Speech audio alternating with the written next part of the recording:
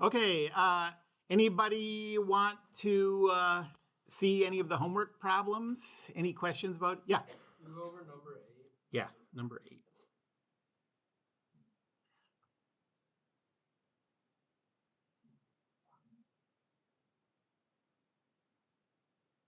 Number 11. Yeah.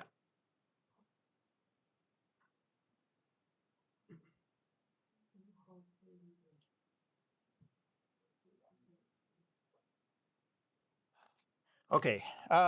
Somebody pointed out that I did bad algebra on my solution to this. Okay, so I'm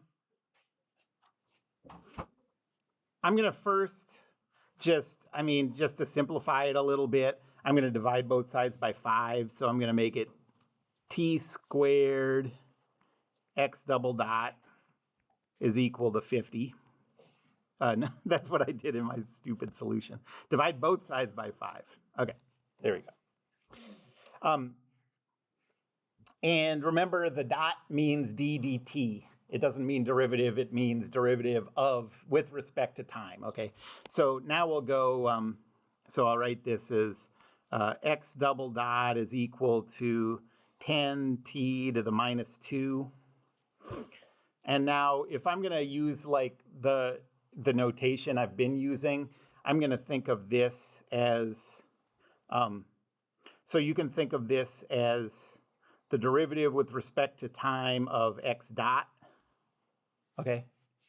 Or if you hate the way that looks, which I kind of do, you could also say, okay, let's define this new thing y that's equal to x dot. And then you could say this is dy dt, okay? I'm going to do it that way.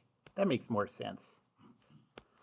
So I'm going to do it like this. So now we have dy dt is equal to 10t to the minus 2. Everyone with me on that? And then at the end, we'll plug this back in. So now we have dy is equal to 10t to the minus 2 dt. And we can integrate both sides.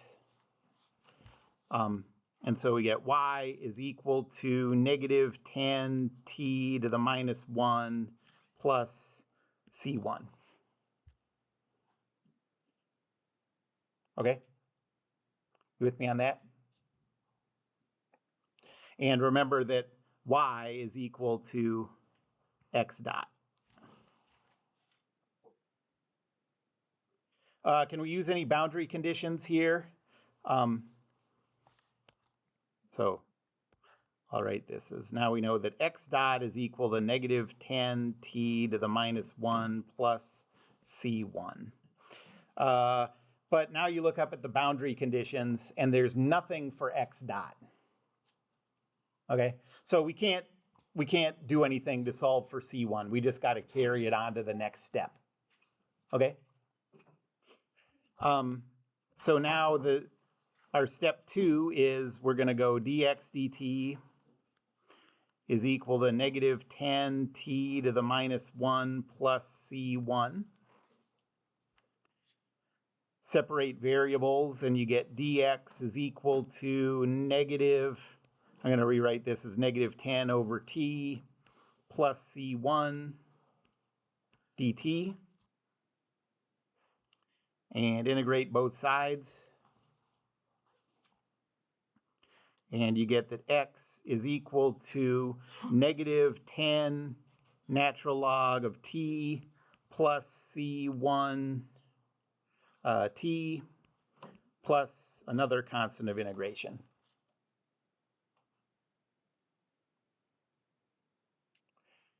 And now we're going to use both of those two boundary conditions.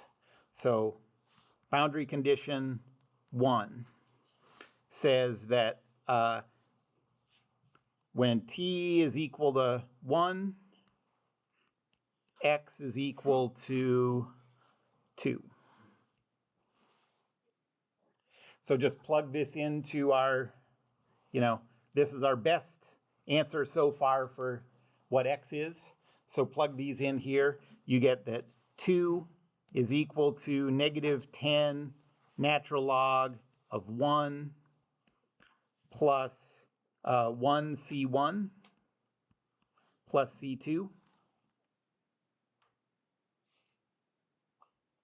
Oh, I don't have a calculator. Can someone tell me? So I'm just going to put this in a nice form.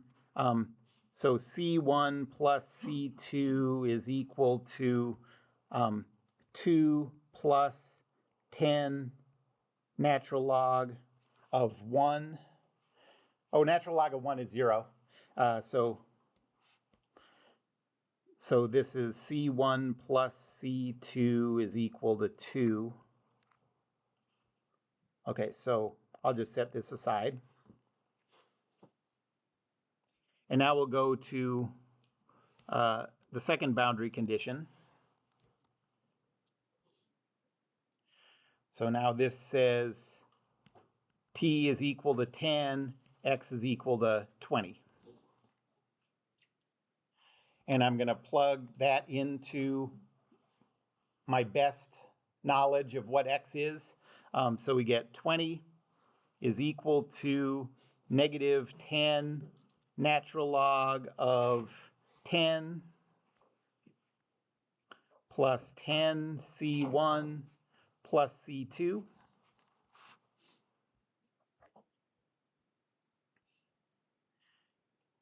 And so I can write this as 10 C1 plus C2 is equal to 20 plus 10 natural log of 10.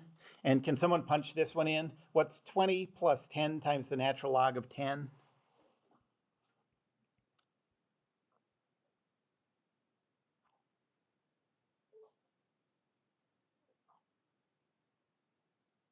It's like 43. 43 what?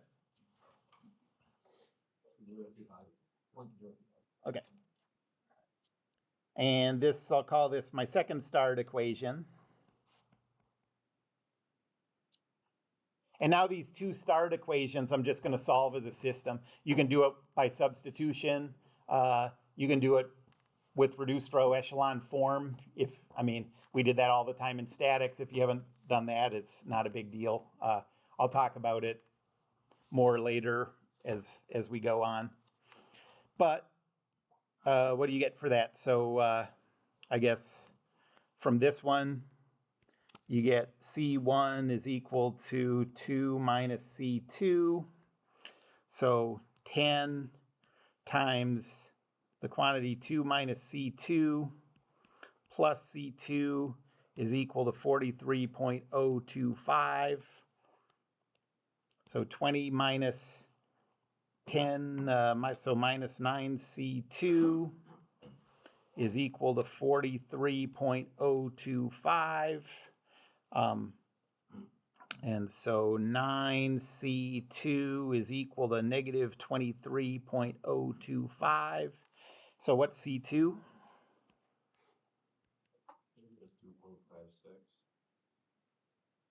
2.56, okay. Negative.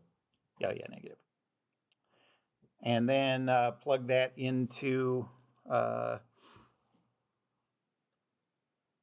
go back up to, so 2 minus this is 4.56.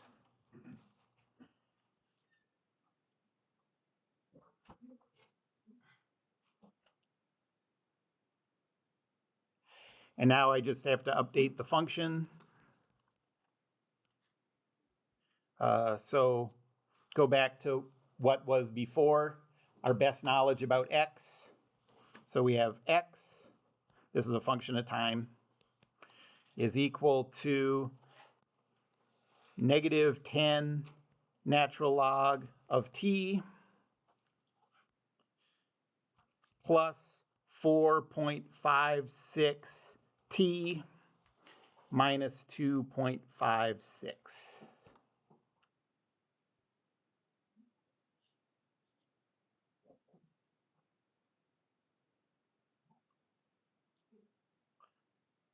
Any questions about that?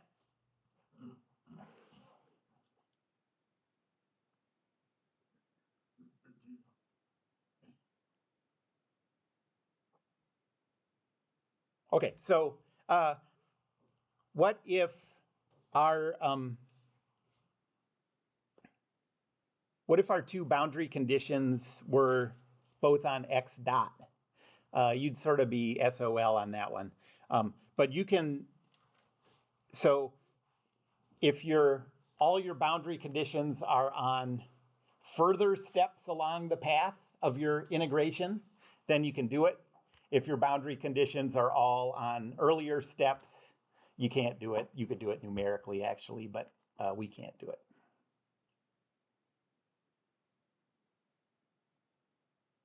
Okay? So,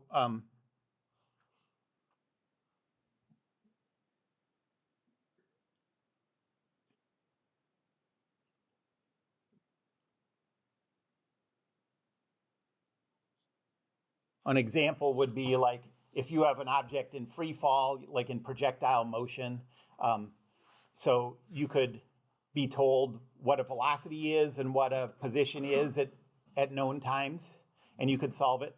You know that. You did that all the time in Physics 1. You could also do it given that you know the acceleration if you know a position at a given time and another position at a later time. And you would have to use basically this approach for it. Okay. All right, so now number 11.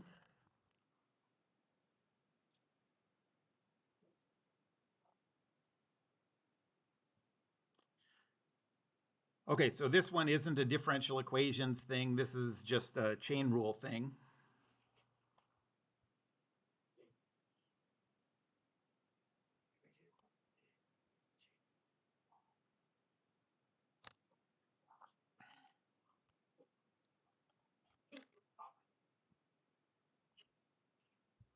So we want to take the derivative of this vector with respect to time. Okay, so d dt of xy for the x component, xy squared for the y component. And we're going to have to use the product rule and the chain rule here. So first, think about the product rule. The product rule says, like the derivative of xy is derivative of x times y plus x times the derivative of y. Okay, well, and then we have to use the chain rule for each of those individual derivatives. So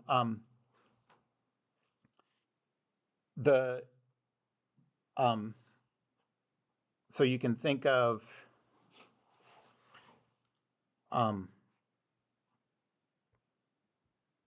d dt of x is dx dx dx dt. That's sort of a dumb way to write it, but obviously that's just one, so that goes away. And so this, you get dx dt for the derivative of x times y plus x times the derivative of y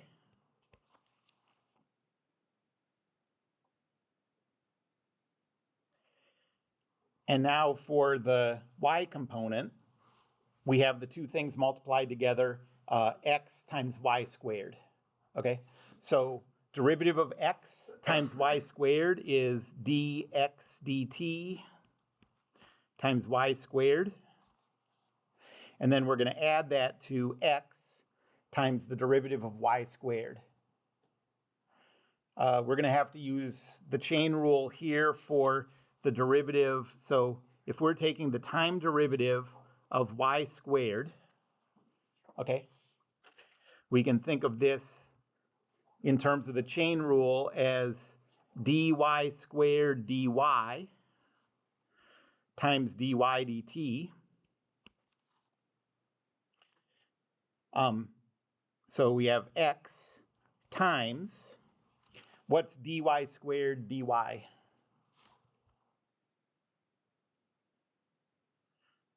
What's, what? dy squared t. So if you're taking the derivative of y squared with respect to y, you're just using the polynomial rule. So this is just 2y. And then you're multiplying that by dy dt. And so here's your answer, except it says in the question, instead of writing these as dx dt, assume that we have an expression for them in term, as x dot and y dot. So now I'm just going to write this as x dot y plus x y dot.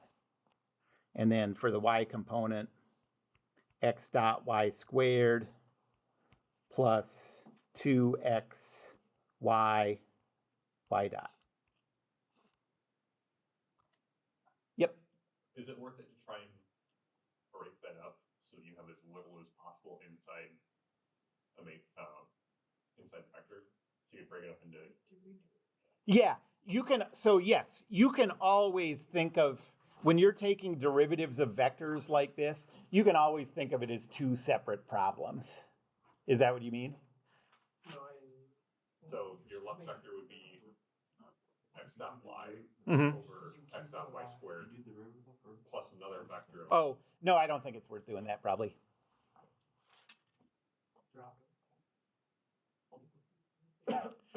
Okay. Well, it sounded like the step that you all were a little hazy on was this. So say that you have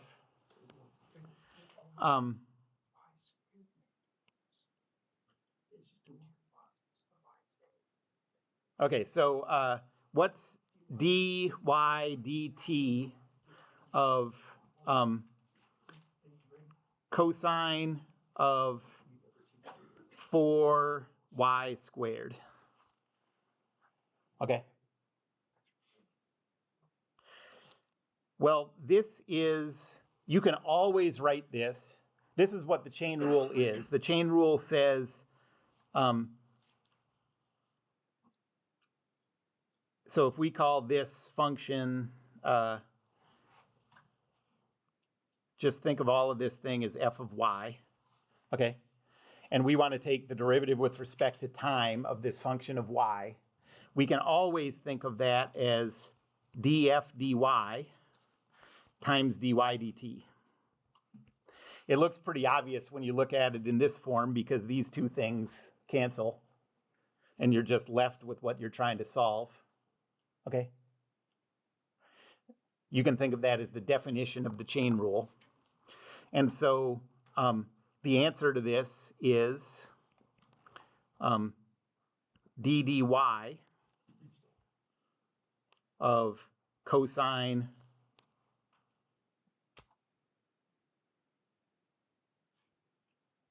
of 4y squared times dy dt. So what's the derivative with respect to y of all this stuff? Well, you did this early on in Calc 1, I mean, you just have to keep using the chain rule until you're done with it. So we have, so first we're going to take the derivative of the cosine with respect to what's inside here. So that's negative sine of 4y squared. And then we're going to take the derivative of the stuff inside here with respect to y. So that's 8y.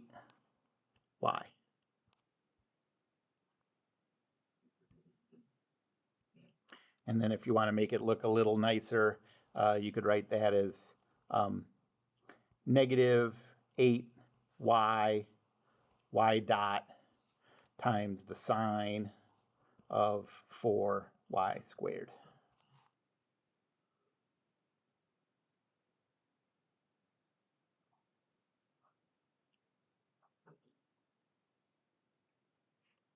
Any questions about that, the chain rule thing?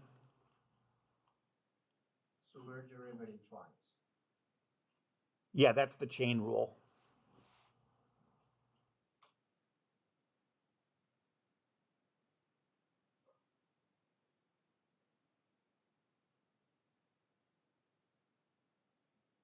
Any other questions? Okay. So now, I was going to go into, so the last two things. We have 3 problems left in this mathematical preliminaries and differential equations problem set for daily assignments. So the first thing I want to say is coupled versus uncoupled systems of ordinary differential equations.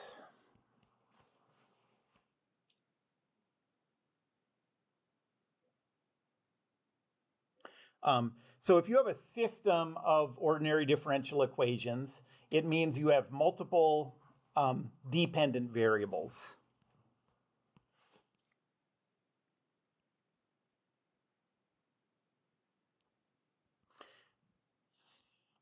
So you have multiple dependent variables.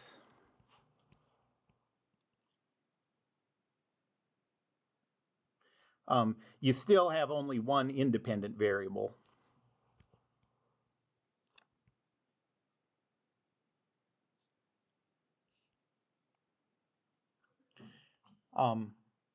So an example would be something like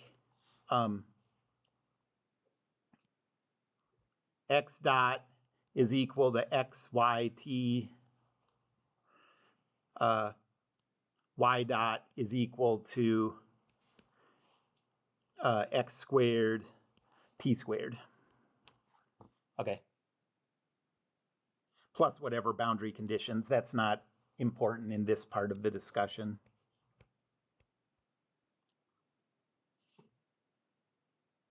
Okay. You could also see this written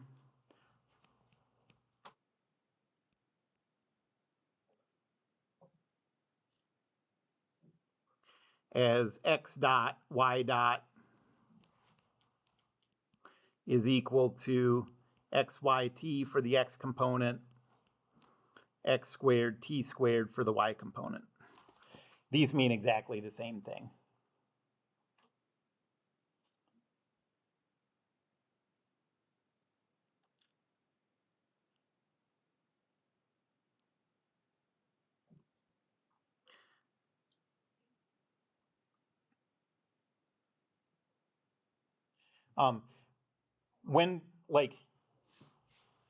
So when you see it in this vector form like this, you can always just break it up into 2 separate problems.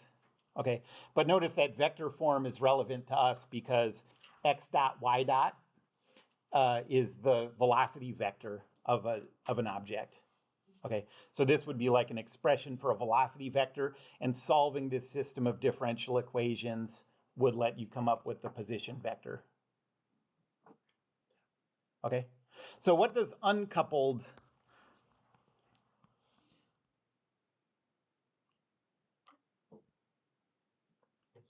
what's an uncoupled system of ODEs? Yeah. Sorry, the top one was a coupled system, correct? Oh no, I haven't broke. These are both the same exact thing, is what I was saying about those. So just notice it's like different formatting, but the equations are the same. So anytime you see a differential equation in a vector form like this, just remember that what it really is 2 separate differential equations like above. Yeah, no, I understand that, but you start at the uncoupled system of the ODE. So Oh. are those 2 top? Oh no, I haven't done coupled yet. Okay, my fault. Okay, no. Thank you for clearing that up, because I know this stuff is tricky and it needs to be clear, you know. So an uncoupled system of ODEs, which is the easier the easier way to do it is the dependent variables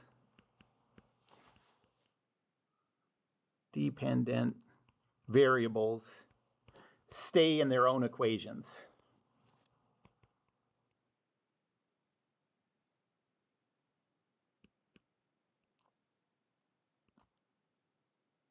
Okay, so you can just do them totally separately from each other.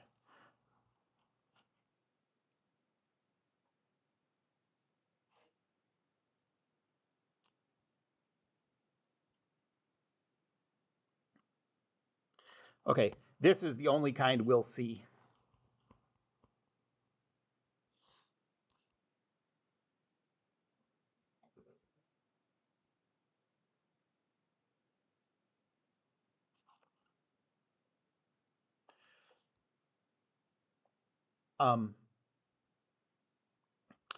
And so a coupled system of ODEs, like you would imagine,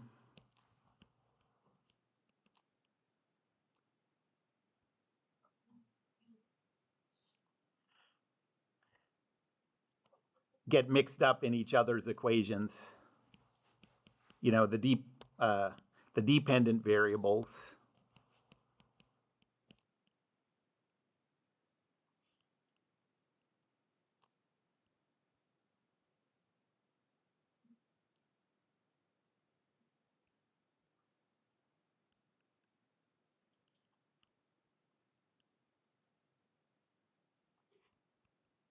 Get mixed up in each other's equations. This one is harder. It's not impossible. You can solve these in differential equations. You learn techniques for solving systems like this. And we won't see this in this class.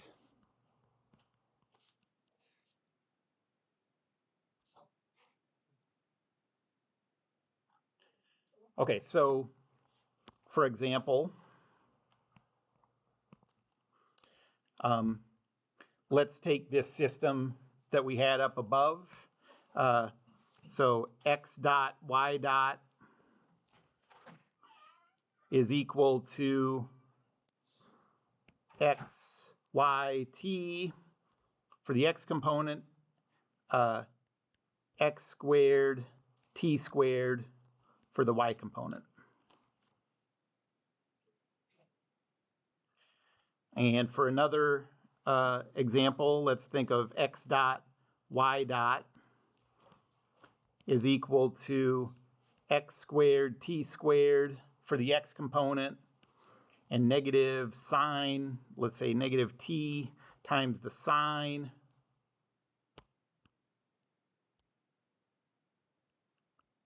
of y squared for the y component. Which one of these is uncoupled, the good kind, where they stay out of each other's business? This one is uncoupled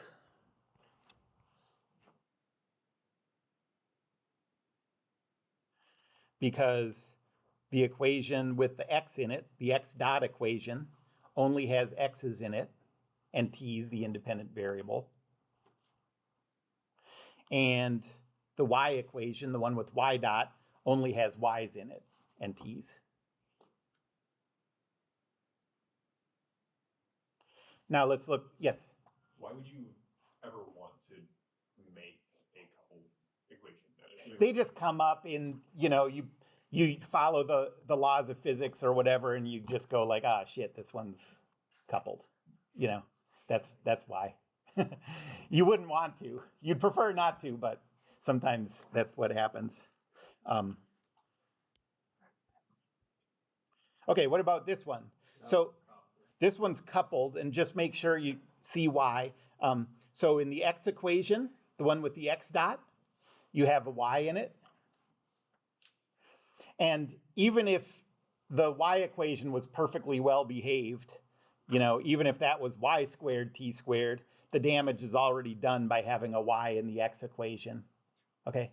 But then you look at the y equation and it also has an x in it. So this one is coupled. So uncoupled is what we want. We can deal with that. Coupled is what we don't want.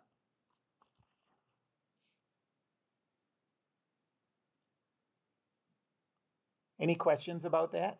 You said the good kind for uncoupled. The what?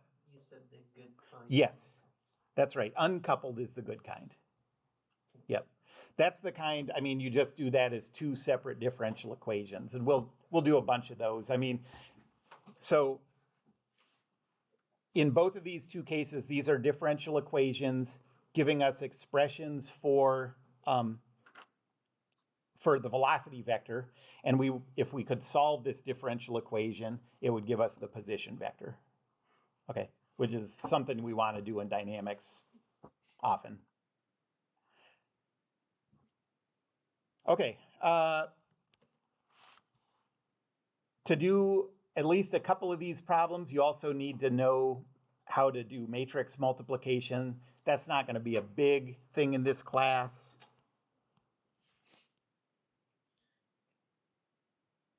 But we're just going to do 2 by 2 multiplication, 2 by 2 matrices. And so if you're multiplying a matrix like this with a vector like this,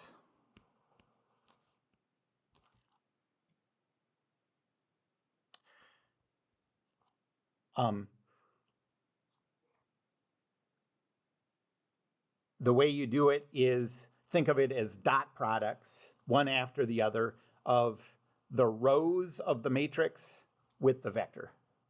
Okay, so you're going to get a vector as an output here, and it's going to be A times E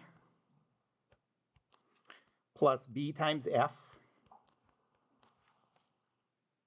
Do you see how that's a dot product between AB and EF? And now for the Y component of the output, we're going to take the dot product of CD and EF. So that's going to give you CE plus DF.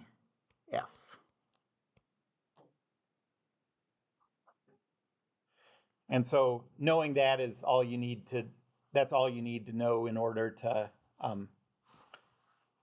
do the remaining problems in the differential equations problems. Okay, what if you had this? What if you had A, B, C, D, E, F, F, G, H, I. I forgot the alphabet for a sec. And then this is J, K, L. How does this work? Well, you might imagine it works the same way as this one, except instead of dot products of 2 elements, you're just doing dot products of 3 elements, and you're doing it 3 times. So this is going to be ABC dotted with JKL for the X component. So AJ plus BK plus CL.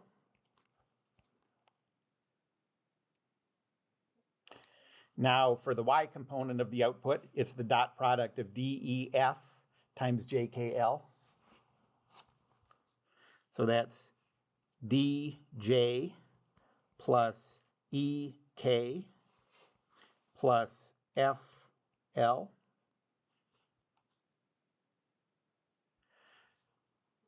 And then for the Z component, it's the dot product of GHI with JKL.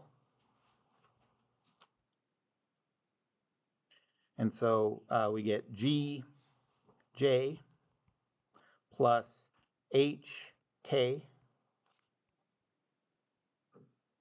plus IL.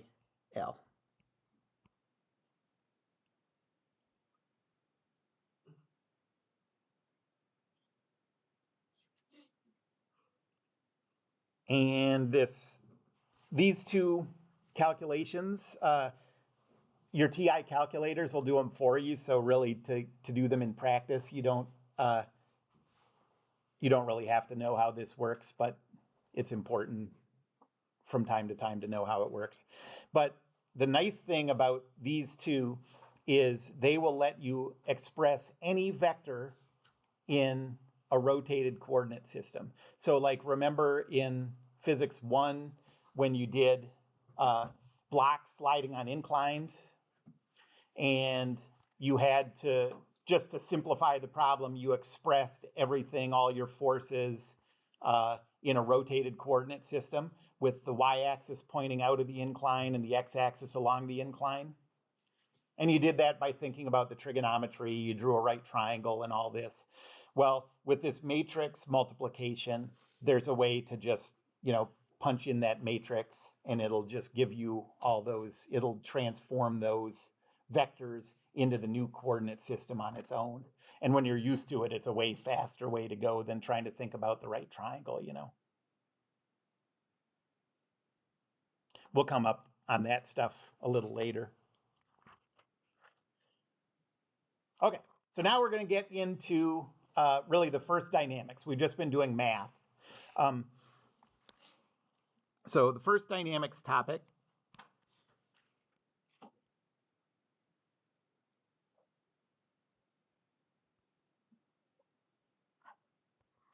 is particle kinematics.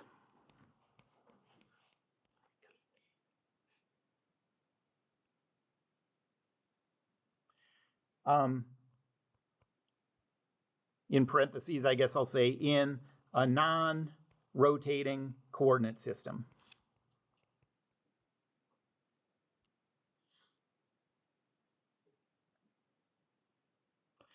We're going to come back to particle kinematics towards the end of the class and do it in a rotating coordinate system.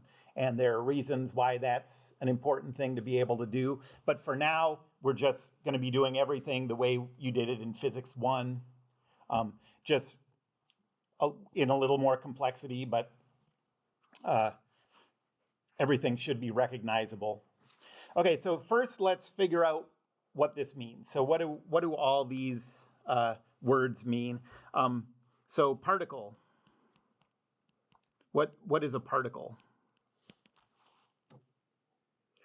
An object of no mass or volume. It does have mass, and that's important. But you're right that it has no, I'm going to say no size, no length dimensions. Okay? And the object itself,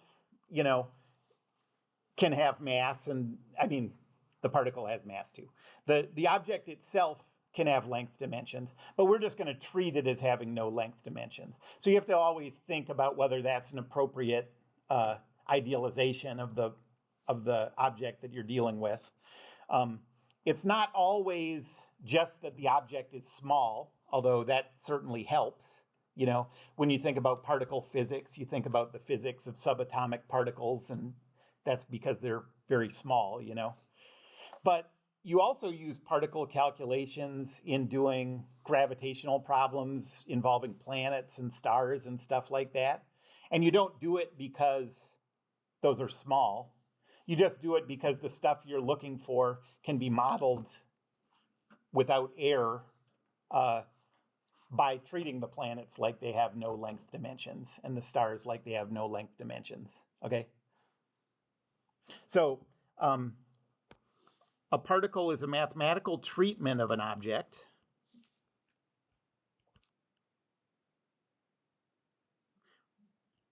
Remember, it's not inherent in the object itself.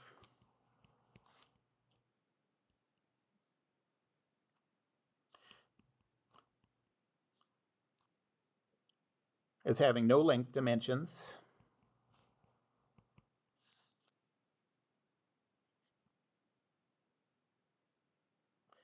But it's important that it does still have mass, because we're going to use Newton's second law on this, you know.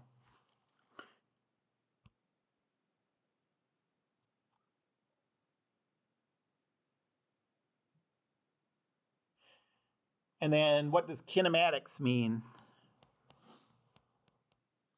It's like a cruel joke on all future generations of physics people that they named kinematics and kinetics almost identical words. Like, that seems so unnecessary. But what is kinematics? It's the more complicated word and the less complicated physics. Movement. Yes, exactly. So it's just a study of the motion without worrying about the causes of the motion. Okay? So kinematics is, I'm going to think of it as studying the position, velocity, and acceleration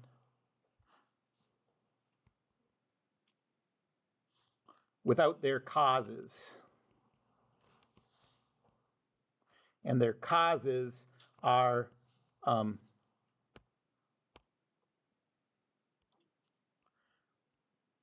force, mass,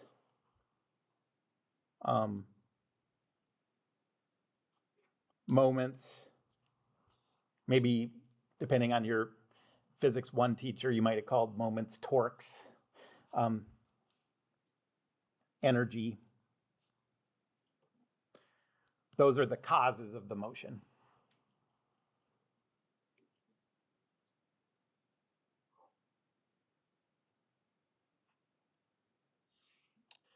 In your physics classes, how many of you talked about it as torque?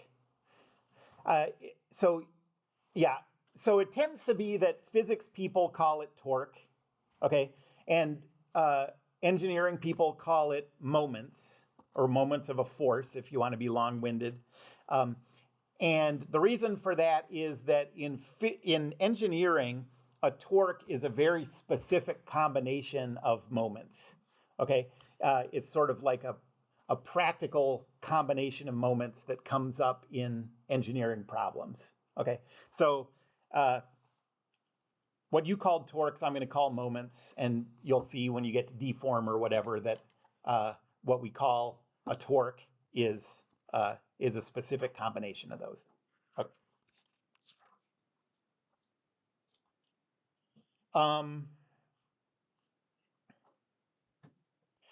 Let me say one more thing about the particle. So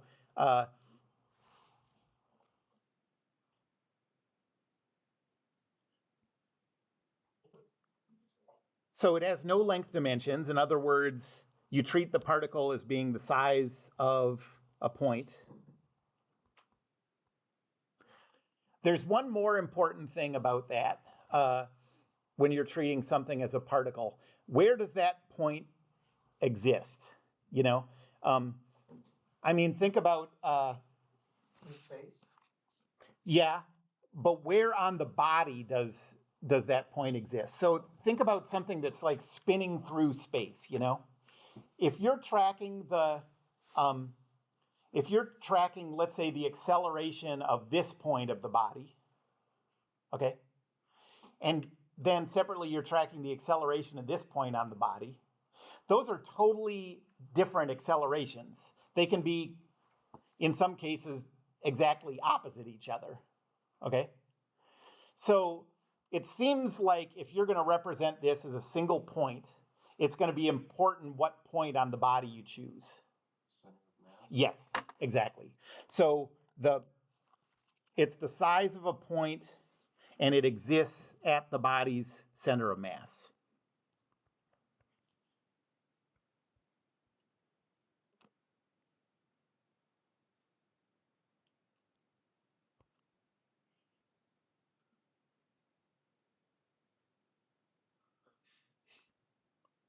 So like when you did particle kinetics, when you were using Newton's second law in physics,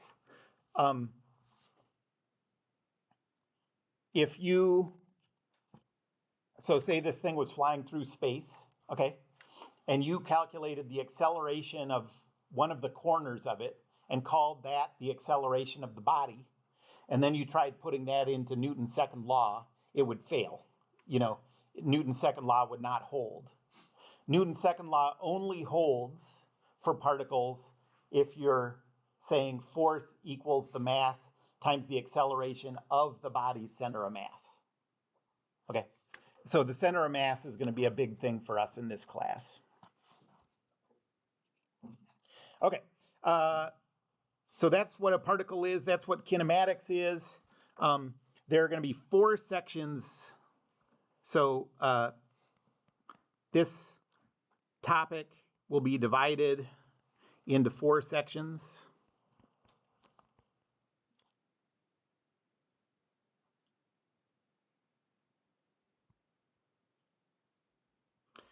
The first one is that the acceleration vector is equal to the time derivative of the velocity vector, and it's equal to the second time derivative of the position vector.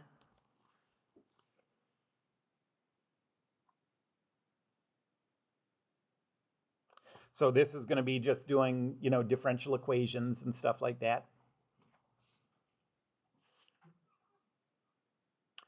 The second one is using the chain rule.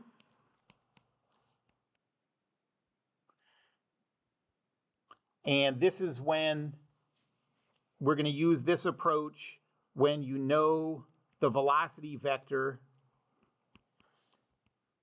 as a function of a position variable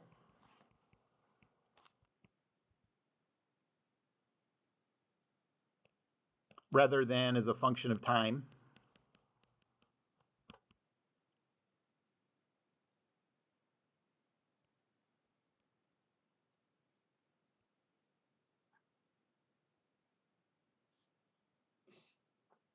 Okay, so remember, I keep bringing this up. I'm going to keep bringing it up. Don't think, so maybe you've done this in the past to save brain space, but don't do it. Don't think velocity is the derivative of acceleration and position is derivative of velocity, okay? What's the name? Don't tell yourself that acceleration is the derivative of velocity and that velocity is the derivative of position, okay? What it really is acceleration is the derivative of velocity with respect to time, okay? And velocity is the derivative of position with respect to time. If you have your velocity given as a function of some random variable and you think you're just going to take the derivative of that to get acceleration, the answer is going to be wrong. Are you with me on that? Okay, I'm going to keep saying that. You're going to get tired of that. So that's the second section, that chain rule approach, when you know the velocity not as a function of time, but as a function of a position variable. Third is the relative motion equations.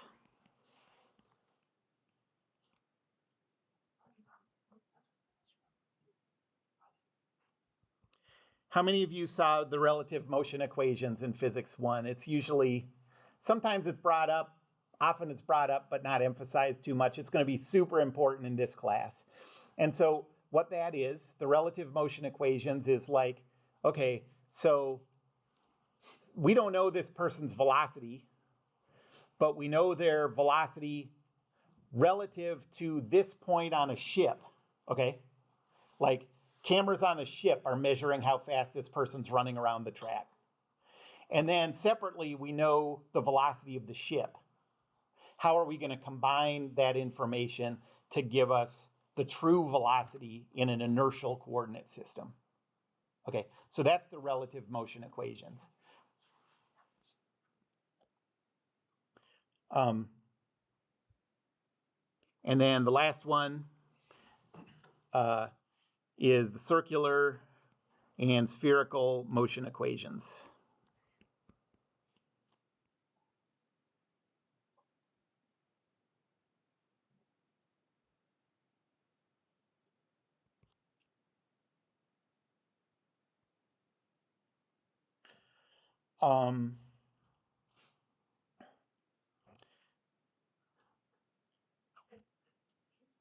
Okay, so any object that's moving in a circle or moving around the surface of a sphere. So basically any motion where the radius distance is fixed as the thing moves around.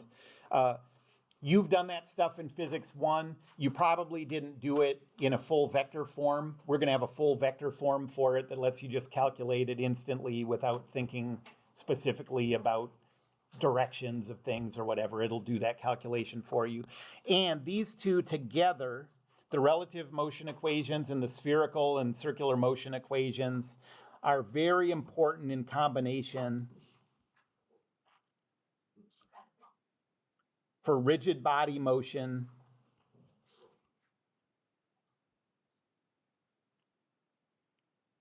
and linkages.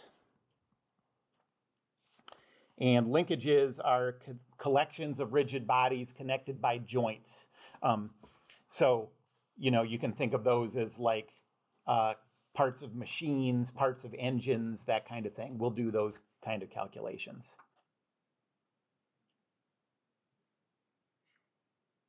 Okay, so those are the 4 things coming up. Sort of differential equations. Body motion support. It's over here in red. So it's important for rigid body motion and linkages. Yeah. We'll get into that next time, and we'll start with just basically using differential equations to relate acceleration, velocity, and position. Okay, that's all. Thank you. Go away. Is the homework tonight just gonna be finish up the? Yeah, it's just going to be those last 3, yeah.